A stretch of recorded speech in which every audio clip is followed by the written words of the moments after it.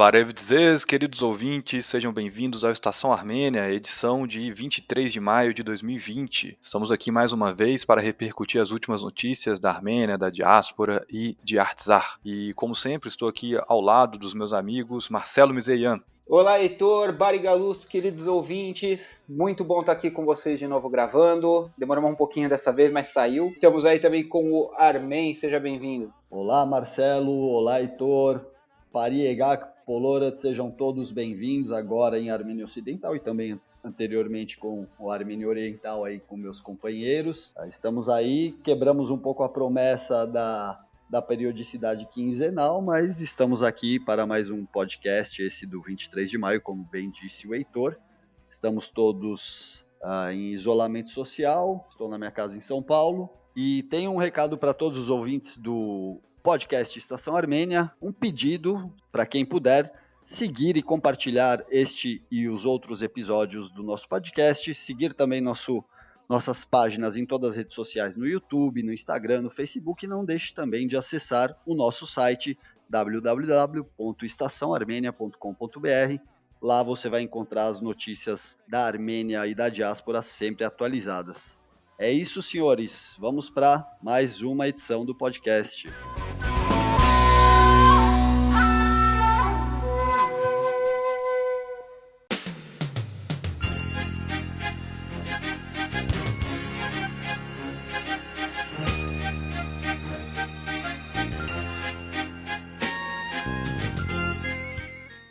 É isso, jabá feito pelo nosso departamento de propaganda, publicidade e marketing.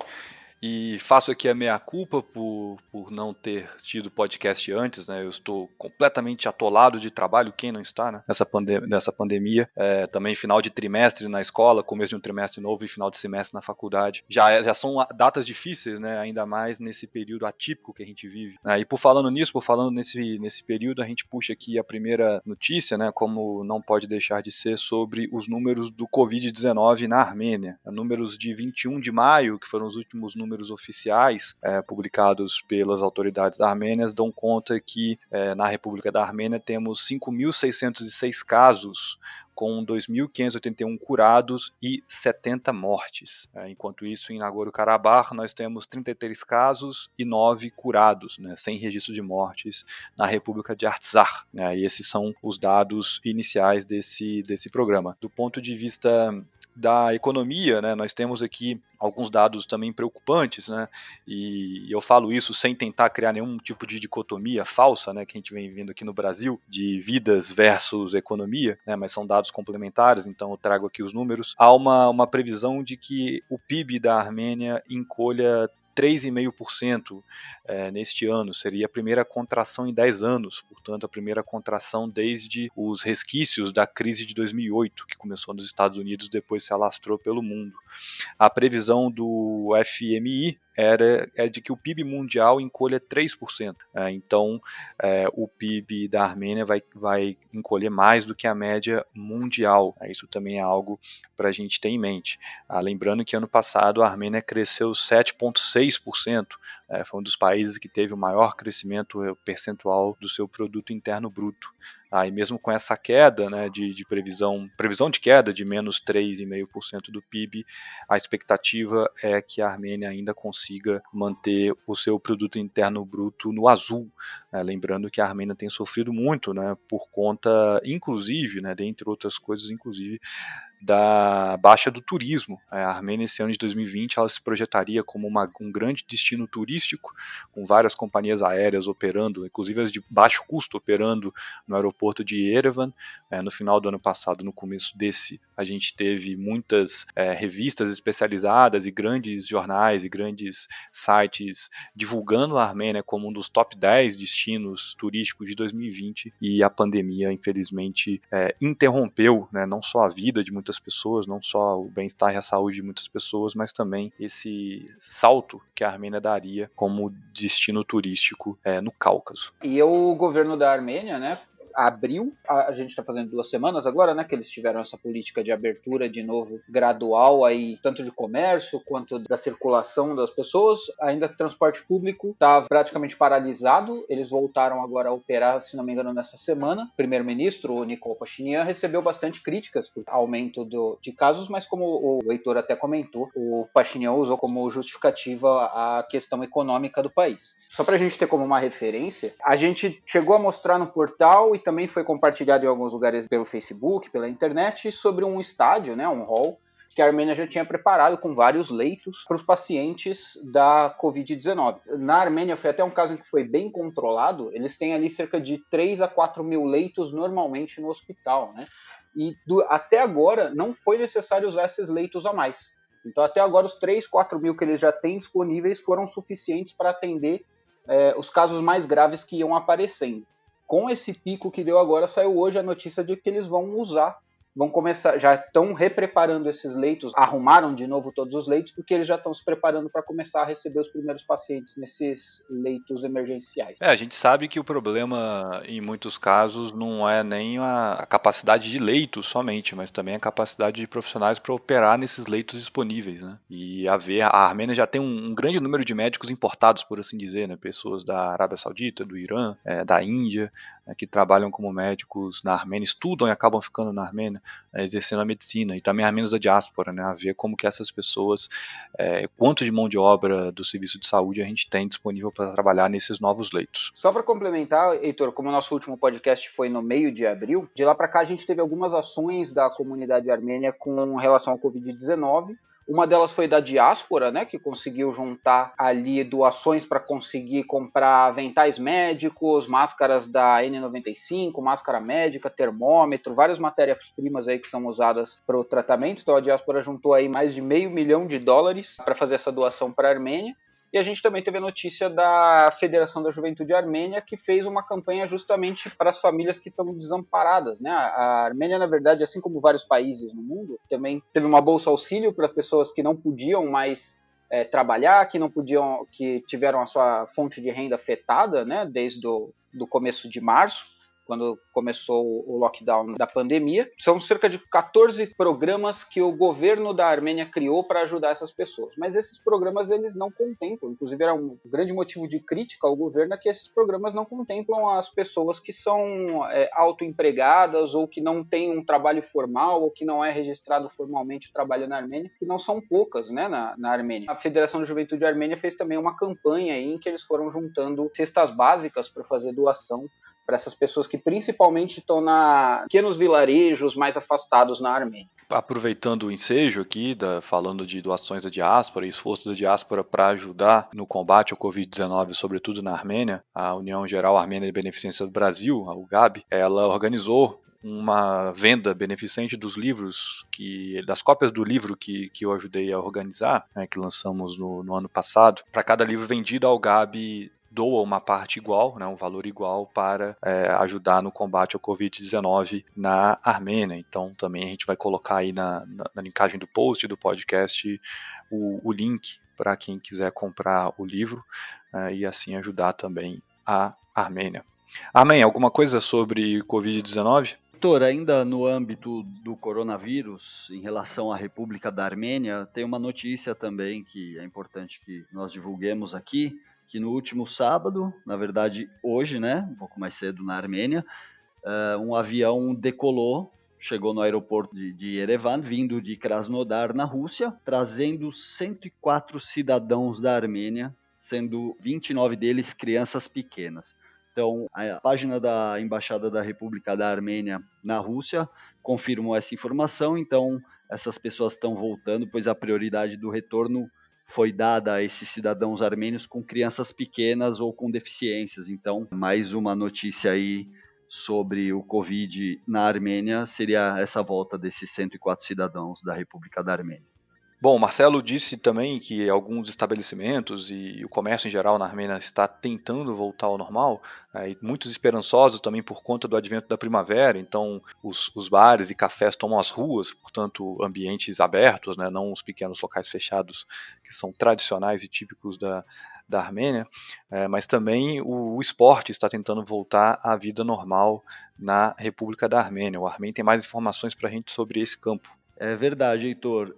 Essa semana, na realidade, o nosso colaborador, o Jonas Veraz, ele publicou uma notícia no Estação Armênia, no nosso site, sobre a volta dos jogos da Armenian Premier League, né? Nesse âmbito aí de tentativa de volta ao funcionamento normal das coisas, claro, com as medidas de proteção sempre.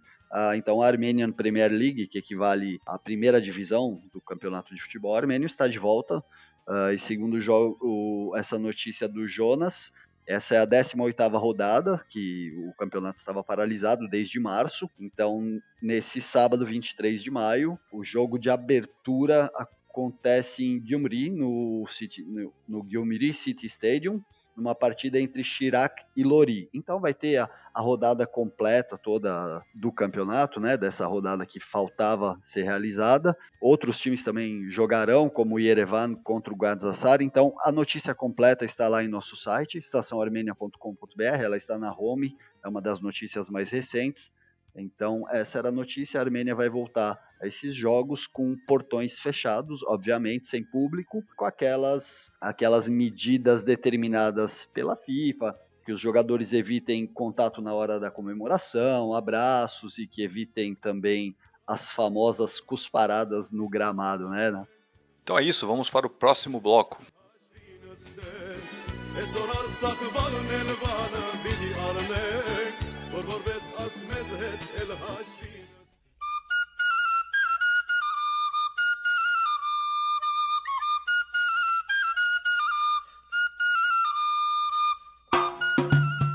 Bom, voltando agora no segundo bloco, nós tivemos uma alteração no caso Ruben Hayrapetyyan, que é o antigo presidente da Federação de Futebol da Armênia.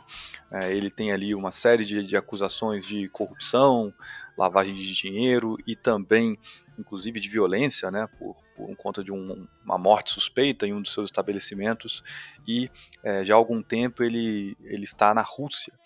E agora ele foi convocado para retornar à Armênia para responder à justiça, e ele está alegando impossibilidade de fazê-lo por conta do Covid-19. Agora, curioso também, né, Armin, porque você mesmo falou que tem vários voos fretados vindos de partes diferentes da Rússia para a Armênia, trazendo cidadãos armênios, né? Ele poderia ter muito bem se enfiado em um desses, né, mas pareceu bem conveniente a pandemia para o Hayrapetyyan se evadir da justiça. Exatamente, Heitor. Desde o começo dessa pandemia, a Armênia tem feito esforços para trazer seus cidadãos de volta, né, de outros países, e enfim, o Ruben aí tá bem parecido com o que aconteceu aqui no Brasil, que o querido Juca Kfouri sempre lembra. Navega, né, Marco Polo? Mas o Marco Polo não pode viajar, então é a mesma coisa mais ou menos, porque como você disse, o Ruben, ele é o antigo ex-presidente da Federação de Futebol da Armênia. Ele foi por 16 anos, apenas 16 anos, o presidente. Então ele está respondendo, ele foi detido recentemente, na verdade, no mês de fevereiro, em 2020, ele foi detido para um interrogatório, porque, como você bem disse, há suspeitas, além daquela morte suspeita que aconteceu num dos restaurantes da família do Ruben, o motivo pelo qual ele está sendo convocado para prestar depoimento são valores recebidos através desse mesmo restaurante pertencente à sua família e seu filho Rafi. Então há valores ali em milhões de Armenian drams recebidos por um banco via esse estabelecimento. Então as investigações já estão em curso desde antes dele ser preso em fevereiro, e ele conseguiu viajar para a Rússia, e agora ele está aproveitando essa questão da pandemia para se negar a fazer essa viagem, né? Não sei como isso vai ficar, ele já é um senhor de idade, na verdade. Eu vou ver se eu encontro aqui quantos anos ele tem, que realmente pode estar no grupo de risco. Ele é de 1963, Heitor, me ajuda a fazer a conta, porque eu sou péssimo de matemática. 57 anos, não dá nem para entrar de graça no ônibus ainda. Bom, de toda forma, independente da idade, ele está alegando aí o problema do coronavírus e se negando a viajar de volta para a Armênia, né? E basta lembrar também, Heitor, que a despeito de todos esses problemas que ele já teve com o restaurante, com a morte de um médico, inclusive nas dependências desse restaurante em 2012. Ele não é acusado, claro, o Rubem. O crime aconteceu dentro do seu restaurante, na verdade, mas essa convocatória sobre esses valores recebidos via o restaurante da família, também há uma outra acusação sobre um suposto sequestro de um ex-funcionário desse restaurante. Então, a batata está bem quente, ele está realmente se negando a voltar para a Armênia porque ele está na iminência de ser preso, né? E basta lembrar que quando aconteceu essa morte suspeita em seu restaurante, ele foi obrigado a sair do quadro parlamentar da Armênia, porque ele era um parlamentar do Partido Republicano da Armênia, então ele teve que deixar o cargo, porque ganhou muita notoriedade na época o caso, na Armênia, na televisão, nos telejornais, então ele acabou renunciando do seu mandato no parlamento armênio na ocasião. Eu gostei da sua comparação com Marco Polo Deonero, mas eu diria que o Rubem ele deve ter feito mestrado na faculdade Marco Polo Deonero e doutorado na faculdade José Maria Marim, porque essa coisa de se mandar para um outro país, de depois alegar motivos de saúde para não retornar e para não ser preso, né, o expediente ali que o José Maria Marim, ex-presidente da CBF, usou e abusou, né? Esse sim, o idoso, né, com 88 anos de idade. É um caso muito nebuloso e é um caso difícil de achar informação. A gente estava aqui tentando reunir mais informações para os ouvintes, né? Porque, obviamente, por serem pessoas estabelecidas, né, ali na política armênia, na economia armênia, com certeza há um certo receio de falar dessas figuras. Inclusive, como o Armen disse, né, tem até uma denúncia de cárcere privado por parte do gerente do seu restaurante, ou do restaurante que ele tem participação, né? Então, as informações mais precisas sobre isso são da Maria Titizian e da Rubina, lá do EVN Report, e um podcast também que a gente recomenda aos ouvintes que possam ouvir em inglês, que acompanhem. Toda sexta-feira eles lançam um semanário com as notícias mais recentes da Armênia. Marcelo, o que você tem para nós aí? Então, Heitor, eu vou aproveitar aqui agora que a gente está encerrar esse assunto de futebol, só para lembrar aos nossos ouvintes que a gente teve essa semana uma matéria lá no portal Estação Armênia, do nosso querido colaborador Jonas Veras, fazendo um raio-x de todos os jogadores brasileiros que estão agora aí na Armenian Premier League, né? A gente teve o histórico lá do nosso querido Marcos Piselli, que a gente já falou bastante aqui, que traçou mais ou menos o mesmo caminho do que muitos outros brasileiros também fazem, que é sair daqui dos times do interior de São Paulo, aqui dos times do Brasil, e jogar lá na Liga Armênia. Então tá bem legal, dá um geral ali da maioria de todos os jogadores que estão lá, que vão estar agora aí nesse retorno para a Liga agora pós-isolamento.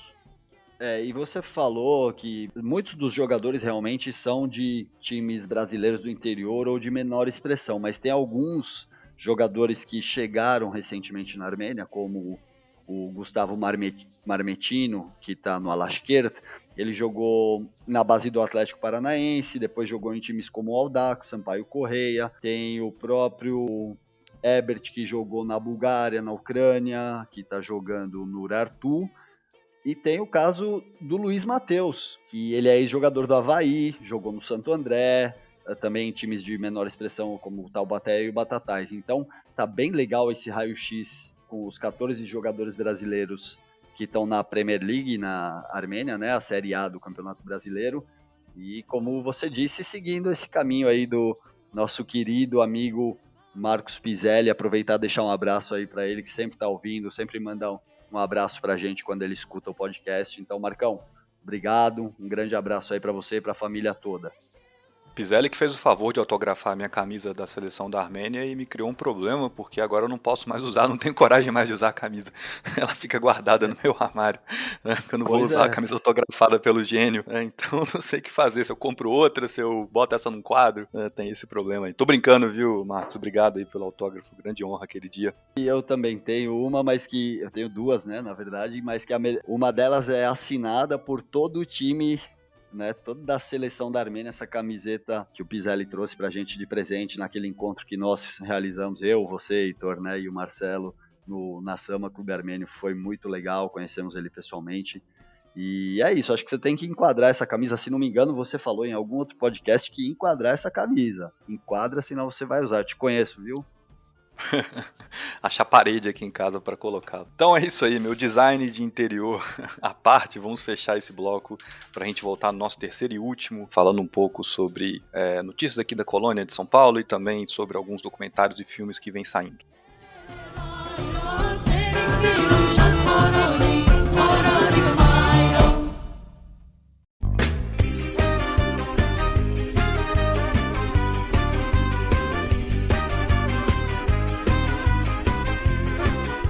Terceiro bloco do podcast Estação Armênia. Vamos agora falar com o nosso querido amigo Marcelo Mizeian, que vai trazer para a gente alguns documentários que estão disponíveis, seja em festivais, seja aí já de graça na internet, para que a gente possa aprender um pouco mais e conhecer um pouco mais da Armênia e de Artsakh. Fala, Marcelo.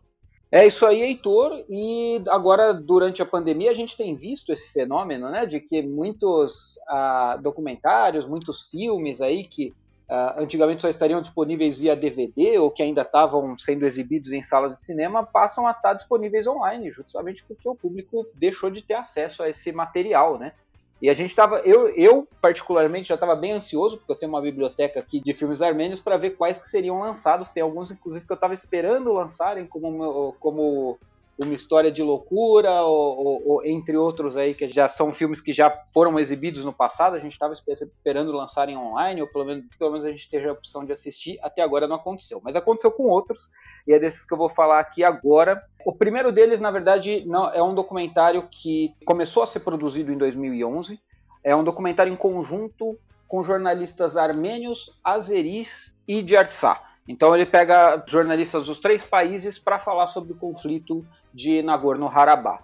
O nome do documentário é Partes de um Ciclo, a história do conflito de Karabakh. Então eles começaram a gravar esse documentário em 2011, a ideia era contar um pouco sobre a história do conflito, e a ideia inicial era fazer em 3 partes, sendo que cada um ia contar a história de um lado, iriam ser 3 documentários, que na verdade seria um documentário inteiro. Essas 3 partes foram concluídas em 2016, eles de fato fizeram todo esse material, eles tinham todos esses depoimentos, tinham todas essas histórias coletadas, mas os próprios organizadores, sentindo o quão sensível é a relação, porque a verdade para cada uma das pessoas é diferente, então eles realmente tomaram muito cuidado, porque muitos dos depoimentos e das pessoas que eles conseguiram os depoimentos, poderia até, de certa forma, incendiada ali no conflito que já existe na região. Então eles acharam por bem, em 2016, a gente teve a Guerra dos 4 Dias em abril, né, que ofensiva dos tempos modernos, agora a ofensiva mais grave ali na região do Azerbaijão contra as tropas de Nagorno-Karabakh, e bem naquela época, como estava tudo muito sensível, eles preferiram não lançar. Apesar de estar concluído o documentário, eles preferiram não lançar, porque poderia agitar ainda mais os ânimos. Desde então, eles ficaram ainda com o receio de lançar, e daí eles resolveram fazer, para 2020, reeditar tudo. Então mudou totalmente, ao invés de ser em 3 partes, virou uma parte só. Se não me engano, tem algo em torno de 70 minutos, e lançaram agora gratuito no Vimeo. O documentário ele tenta ser imparcial, inclusive como passaram esses anos, eles atualizaram também o documentário, ele chega até a comentar sobre a Revolução de Veludo, mas uma das maiores críticas que eu vi aí sobre o documentário é justamente porque ele ignora os eventos anteriores ao início do conflito. Basicamente, ele parte da premissa de, bom, existiam essas pessoas, existiu o Azerbaijão e essas pessoas quiseram sair do Azerbaijão. Ele ignora toda a história que tem ali por trás do que influencia também toda a região de Artsakh, né? Então, uma das maiores críticas que eu vi com relação ao documentário é essa. E, infelizmente, como, né, em geral, esse tipo de coisa a gente só tem por enquanto disponível em inglês, tá? Eu ainda estou dando uma olhada, vamos ver se é viável a gente conseguir fazer alguma legenda, alguma coisa disso para passar para o português. Eu vou fazer uma análise ainda até o final aí da próxima semana, os ouvintes vão poder ver um review aí desse documentário no portal. Promessa é dívida, hein? Eu assisti esse documentário, é um documentário feito um formato meio TV, né? Um formato TV que a gente está acostumado a ver coisa da BBC, né? Ou de televisões como a PBS nos Estados Unidos. Então é um documentário que quer ser muito informativo, né, trazendo ali números, datas, né, e os depoimentos. Ele tenta ser o que muitas pessoas chamam de 50-50, né? Então traz um evento de lado, daí traz de outro lado para contrabalancear, para não ficar uma narrativa única. Eu achei bom pela quantidade de depoimento que eles escolheram, inclusive de pessoas de alto ranking, né, de alto calibre, assim, não só de pessoas que vivem em Nagorno-Karabakh, mas também tiveram acesso, né, a escritórios, né, e a administração em Baku, em Yerevan, o que é complexo, né, não é qualquer jornalista que consegue ter acesso e tem imagens de arquivos tão vastas quanto eles tiveram. É um documentário bom, para quem não conhece nada, né, ou para divulgação, que era o ímpeto inicial, ele é interessante, mas é o que o Marcelo disse, né, ele já começa na queda da União Soviética, no colapso, e, portanto, nos movimentos iniciais ali de contestação em Nagorno-Karabakh, né? Então, falta antecedentes históricos, né? Falta contextualizar um pouco o que é aquela região, como que ela se consolidou, né? E como que pessoas dos dois povos, tanto armênios quanto azeris, viviam ali, né, em que cidades viviam, em como viviam, e mesmo alguns acontecimentos importantes, como por exemplo a tomada de Xuxi, foi tratado muito rapidamente, eu acho que numa tentativa de evitar ali um ponto muito sensível, sobretudo para o Azerbaijão, que foi a tomada de Xuxi pelos armênios. Então tem muita coisa faltando mesmo no documentário, mas eu entendo o esforço e o exercício dos documentaristas, dos diretores, de quem montou o documentário, para tratar de um tema tão espinhoso sem suscitar novas emoções e novas animosidades, né, que era uma preocupação muito grande em 2016 no contexto da Guerra de Abril, como o Marcelo também disse. Agora, é importante também falar que a gente eu estava questionando isso com o nosso amigo Gary Gananian esses dias, porque o Gary tá para vir aí a público com um documentário também sobre Nagorno-Karabakh, né, e que quanta coisa nova vem surgindo, né? E acho que esse período da quarentena e da pandemia também reforçou essa urgência das pessoas que tinham projetos meio parados ou devagar, quase parando na gaveta, de colocá-los a público. Só aproveitar e deixar um grande abraço também para o Gary, um grande amigo nosso, também meu, do Heitor, Marcelo conhece ele, e é um grande documentarista, né? Na verdade já fez inclusive um trabalho bem legal junto com a Cassiana e o César, né? O Rhapsody Armênia. Quem tiver a oportunidade também de assistir, é um road movie, bem legal, mas está disponível no Vimeo, talvez no YouTube, chama Rhapsody Armênia, muito legal também, o Gary tem dedo também nisso aí. Marcelo, mais um documentário você tem para falar, não é isso? Isso. Bom, o próximo agora que eu vou comentar é o I'm Not Alone. É um documentário que foi lançado no ano passado, inclusive aqui em Toronto. Eu, infelizmente, não pude ir, até porque estava no meio do Festival Internacional de Filmes, então as salas estavam lotando, estava bem difícil da gente conseguir ingresso. O I'm Not Alone é basicamente um documentário que fala sobre a Revolução de Veludo, que até os críticos dizem que não é exatamente um documentário sobre a Revolução, mas sim sobre o Nikol Pashinyan, né? É muito mais focado sobre os esforços do Nikol e como ele conseguiu atingir. Chega a beirar ali o mais próximo de uma propaganda de governo, até do que de fato falar sobre a Revolução. Bom, esse documentário já tinha sido exibido a princípio no Festival Internacional de Toronto, chegou a vir inclusive a esposa do Nikol aqui também para assistir uma das exibições, e desde então ele ia passando de exibição em exibição, não era liberado para você poder fazer compra, para você poder assistir, a não ser que estivesse tendo uma exibição de filme. E ele é um dos casos em que, como a gente não está tendo mais já alguns meses com distanciamento social, era inviável que alguma pessoa que quisesse assistir conseguisse. Então eles finalmente liberaram agora, vai até o dia 5 de junho para assistir. É uma plataforma de vídeos que é europeia, então você já tem uma dificuldade aí que você teria que usar um VPN para conseguir assistir, mas mais dificuldade do que isso é que ele não está de graça, ele está por 8 euros, que hoje dá um valor bem astronômico em reais. Mas tá aí a opção, se alguém tiver interesse em assistir, é uma boa opção aí, uma boa pedida. Para conhecer um pouquinho mais também ali, tem algumas filmagens bem exclusivas ali da Revolução de Veludo. O I'm Not Alone é dirigido e produzido pelo Garin Hovhannisyan, que é bom lembrar, é filho do Rafi Hovhannisyan, que é um político importante da República da Armênia, ainda que de origem da diáspora, né, vem ali da região da Califórnia. O Rafi Hovhannissian, alguns ouvintes vão lembrar que ele disputou uma das eleições com o Sérgio Sarkisian alguns anos atrás e inclusive não aceitou os resultados, fez greve de fome. Um dos primeiros movimentos mais amplos de tentar contestar o domínio das oligarquias na Armênia. Então o Garin ele pertence a uma família tradicional, uma família de políticos, né, e ele também tem ali na produção executiva do seu documentário figuras como o próprio pai, né, Rafi, e o Serj Tankian, que inclusive assina também a trilha sonora do documentário, né. Então mais uma obra feita aí com recursos, com pessoas que têm entradas e que têm acessos, né, isso também bastante importante. Agora, falando ainda da Revolução de Veludo, também o Armen lembrou do Rapsódia Armênio, feito pelo Gary Gananian, pelo César Gananian e pela Cassiana de Harutyunyan. A Cassiana e o César também estão para lançar um curta-metragem sobre a Revolução e sobre as mudanças na Armênia. Já está pronto, estava para ser lançado aí no mês passado, né, numa exibição numa sala de cinema aqui em São Paulo, mas como todos sabem, não foi possível, né? Então haver também essa nova obra brasileira sobre o fato que está para sair. Segunda vez que eu falo disso, né, porque eu estou tentando de alguma maneira aqui dizer que para cada superprodução dessa que nós temos, superprodução entre aspas, né, porque a gente está falando de Armênia, mas para cada superprodução dessas que a gente tem envolvendo grandes produtores, né, e jornalistas, a gente tem também por aqui pessoas fazendo um trabalho muito bom na raça, né, com muito menos verba, com financiamento coletivo, muitas vezes com dinheiro do bolso, né, para a gente também ficar de olho quando essas obras saírem, para a gente valorizar. E a Cassiana, inclusive, já assinou vários trabalhos relacionados à Armênia, já esteve diversas vezes na Armênia. Um dos seus mais recentes trabalhos foi um filme intitulado Migração. Agora você veio com essa notícia que está sendo produzido mais um documentário, e também vou falar sobre o projeto Entre Tempos que ela vem realizando, né? Que não tem nada a ver com a armenidade, mas é sempre legal a gente ajudar a divulgar. É um blog na Folha, o Entre Tempos, então a Cassiana de Harutyunyan assina lá também, e em breve chega aí essa nova produção dela junto com o César Gananian.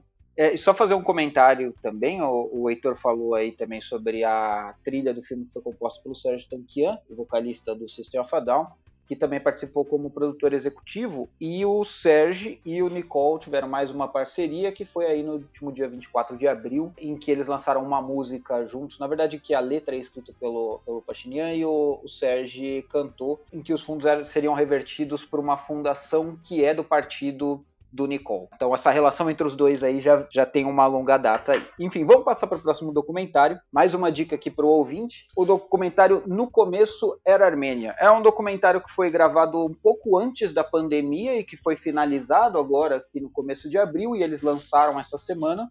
É basicamente a diáspora da Armênia no Cairo, no Egito, que produziu esse documentário, que é dividido em 3 partes e conta um geral da história dos armênios. Então começa falando ali da relação com a igreja, das Hatkars, fala do genocídio, fala do renascimento do povo. O Mirror Spectator, que é um jornal online, uma magazine online da Armênia, fez um comentário, fez um review bem completo falando de tudo do documentário. Parece bem legal o documentário, mas eu não consegui assistir.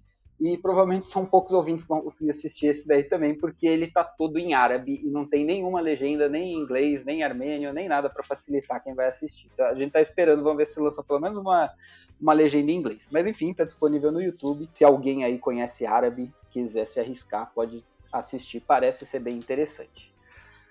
E só para falar de um brasileiro aqui também, né, já que a gente está falando de documentários, de coisas que saíram sobre a Armênia em vídeo aí na internet, teve mais uma edição essa semana do programa do Álvaro Garneiro na Record, que é o 50 por 1. O 50 por 1 era um programa que era um programa só dele mesmo, que ele visitava 50 países, e depois esse programa virou um bloco dentro do Domingo Espetacular na Record, em que ele vai visitando, que vai mostrando pouco a pouco cada um dos países. Ele já tinha mostrado 2 outros trechos desse 50 por 1 em que ele foi para a Armênia, em que ele visitou ali, como o primeiro ponto foi o Lago Sevan, já chegou a falar do Templo de Garni, falou um pouco da culinária, mostrou o Yerevan, mostrou o monumento do genocídio. No segundo ele chegou a falar um pouco mais sobre genocídio armênio, contou um pouquinho mais da história, e dessa vez ele está indo visitar o planetário.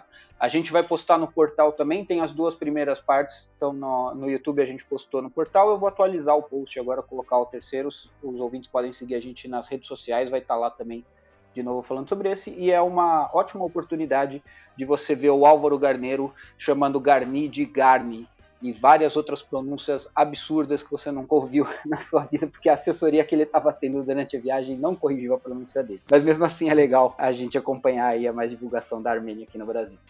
É isso, chegando ao fim do nosso programa, mas antes da gente entrar no nosso último bloco aqui, falando um pouco da comunidade armênia de São Paulo e Osasco, a gente sempre lembra vocês a acessar estaçãoarmenia.com.br para conhecer todo o nosso conteúdo já de muitos anos, para conhecer nossas matérias mais antigas, né, o nosso conteúdo que nunca sai de moda e nunca perde o momento, para conhecer também os outros episódios do podcast Estação Armênia, para se inteirar de alguma outra discussão que a gente já fez ali, e para nos seguir nas redes sociais. Estamos em todas elas.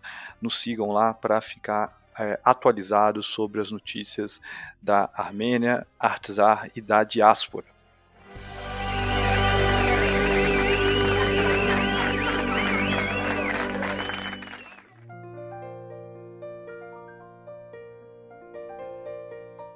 Falando um pouco aqui então sobre a comunidade armênia de São Paulo e Osasco, né? Eu estou ressaltando Osasco hoje porque a gente teve uma notícia curiosa, né? Que foi a descoberta de uma gravação antiga do grupo, do conjunto armênio Ter Anun Tuni, composto ali nos anos 90 por alguns amigos, né? Algumas pessoas queridas da comunidade de Osasco, como o nosso amigo... Curiosíssimo. Ainda sem nome, né? Ainda sem nome, Ter Anun Tuni, desculpa que eu te interrompi, mas essa é imperdível, né? Sim, mas enfim, né, um grupo ali formado pelos nossos amigos César Sarkis Guludian, pelo Carlinhos Chirinian, e nesse processo aí que alguns estão tentando arrumar a casa na quarentena, né, foram passar alguns VHS antigos para DVD e foram assistir esses DVDs nesses períodos que estamos todos trancafiados em casa, e acharam uma gravação feita em 97, na comunidade armênia de Osasco, né? Então é engraçado, é curioso, né, ver ali os meninos na época, né? Hoje já não posso chamá-los de meninos mais, tocando músicas armênias na comunidade armênia, bem interessante essa gravação. Para mim, que sou historiador, eu fico pensando quantas pérolas dessa a gente não tem engavetados por aí, né? Comunidade armênia Brasil afora. E oxalá apareçam mais gravações como essas, né? Depoimentos, fotos, vídeos. O César Sarkis, nosso amigo aí, grande, um cara gente finíssima, trouxe essa preciosidade aí de volta à vida, como o Heitor bem disse, nessa quarentena aí, todo mundo sem saber o que fazer, resgatando coisas antigas, terminando projetos que não tinham terminado. E uma coisa curiosa é que, num comentário aqui no nosso grupo armênio no Facebook, o César ainda comentou. A ideia do nome do conjunto era Anun Tuni, que significa não tem nome, né? Mas aí a mãe, segundo o César, a mãe dele pediu para ele incluir o ter, para ficar Ter Anun Tuni, que em vez de não tem nome, fica ainda não tem nome. E ele achou uma boa ideia e passados, como ele disse, 20 anos, as pessoas perguntam e ele ainda fala que ainda não tem nome. Só para a gente, e quem quiser dar uma olhada nessa apresentação, que é um tanto quanto justa, com 1h30 praticamente de vídeo, vale a pena, muitas canções armênias tradicionais, é muito legal ver que nós um dia tivemos um conjunto tão legal na colônia armênia de São Paulo. Amém, aqui em São Paulo, qual é a notícia que você tem para nós?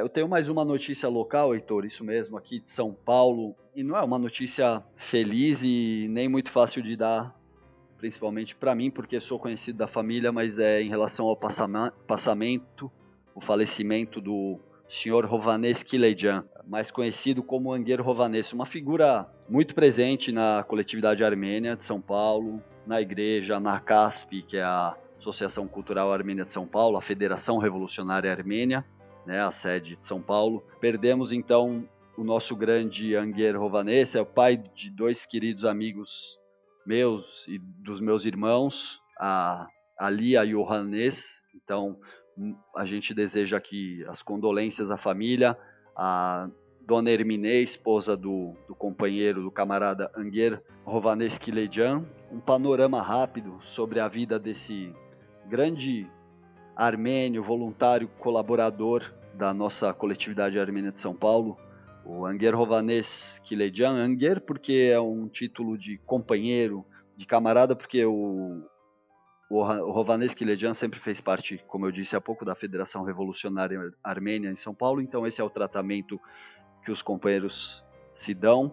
Ele nasceu em 1938, na Síria, filho de sobreviventes do genocídio armênio, proveniente da região de Urfa, né, Heitor? Urfa, muita gente aqui da colônia armênia do Brasil é Urfatsi, de origem de Urfa, assim como o Marash também. Eu, inclusive. Pois é. Então, o Anguer Hovhannes, ele era dessa região. E ele chega aqui no Brasil nos idos dos anos 60, quase em 60, no ano de 58, mais precisamente. Em 69, ele casa com a dona Herminé, que era professora, e tem os 2 filhos, como eu disse, Hovhannes e Lia. E o companheiro Hovhannes sempre foi uma pessoa muito presente e prestativa na colônia. Então, é uma perda muito grande para toda a colônia. Então, a gente gostaria que, creio que todos nós, o próprio Marcelo, você conheceram o Hovhannes-Kiledjan, uma pessoa ímpar, e a gente deixa aqui nossos sinceros sentimentos à família, uma notícia que não podia passar batida, infelizmente é triste, mas para a nossa colônia ele foi uma pessoa muito importante e essa notícia tinha que ser dada aqui. Asvat Loquim Lusavorreia, o recado do Armen, emocionado, e uma pena a gente perder os bons, né, os grandes, e bom, nesse sentido também, né, o Marcelo vai falar para a gente uma homenagem que vem sendo feita a um outro grande da história da Armênia, né, e da luta dos armênios por respeito, por dignidade, por reconhecimento, que é o Charles Aznavour. A gente vai inclusive fazer uma homenagem ao Aznavour aqui, encerrando o programa com uma música dele. Mas fala aí, Marcelo, o que a gente pode falar sobre a homenagem que está sendo proposta ao grande cantor franco-armênio Charles Aznavour? O Charles Aznavour, né, foi muito conhecido, fez a sua carreira na França, mas tem origem armênia, né, e sempre teve muito ligado ao povo armênio. Ele faleceu dia 1º de outubro de 2018, e desde a época do falecimento dele, em que foram prestadas várias homenagens, em que houve muita comoção, né, do público, já havia-se a sugestão de fazer uma homenagem, mudar o nome do aeroporto principal da Armênia, o aeroporto principal de entrada internacional na Armênia, que é lá em Erevan, para incluir o nome dele. Não seria uma mudança de fato do nome, né? Mas seria incluir o nome dele no nome oficial do aeroporto. Então, o nome hoje do aeroporto é Zvartnots, e daí a ideia do projeto seria mudar esse nome para Zvartnots, Aeroporto Charles Aznavour. Então, incluir o nome do Aznavour no aeroporto. Na época, em 2018, teve bastante burburinho na internet, teve uma campanha bem assídua para que isso acontecesse, mas não foi levado muito à frente. Agora, desde janeiro de 2020, começou a ter de novo esse movimento na internet para que houvesse essa mudança, para essa sugestão, e aí o filho do Aznavour, sendo ali aclamado para participar, né, para fazer parte dessa campanha, acabou aderindo e fez uma carta aí também para Pashinyan para sugerir que fosse levada em consideração essa mudança, que fosse adicionado. Inclusive ele até chega a citar que tem vários aeroportos no mundo que tem também uma homenagem, entre elas aqui a do Rio de Janeiro também, que é o Galeão, ele na verdade é Galeão Antônio Carlos Jobim, ou Tom Jobim. E assim tem em vários outros aeroportos, como Leonardo da Vinci, lá em Roma, que é o Fiumicino, em Varsóvia, que tem o Chopin no nome. Então, enfim, dessa vez foi levada ao patamar mais alto, porque quem está apresentando é a Fundação Aznavour, está de fato pedindo requerindo para que seja considerada, né, a opção.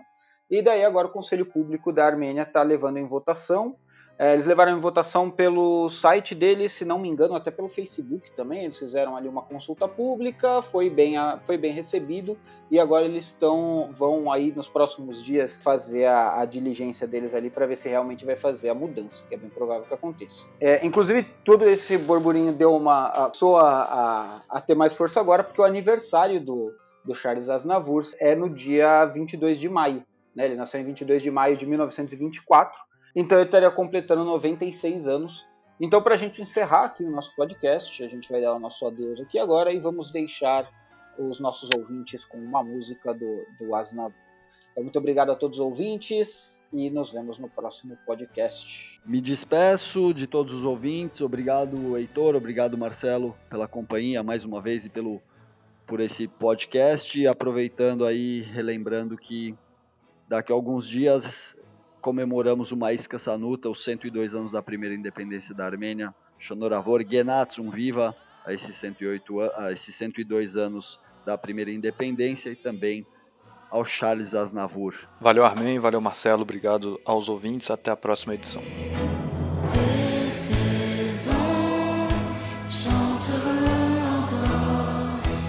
Tes enfants bâtiront plus fort. Après l'horreur, après la peur, Dieu soignera ton sol meurtri. Pour toi, Arménie. Le monde s'est levé, le monde est avec toi. Pour toi, peuple oublié, il a ouvert son cœur, il a tendu ses bras.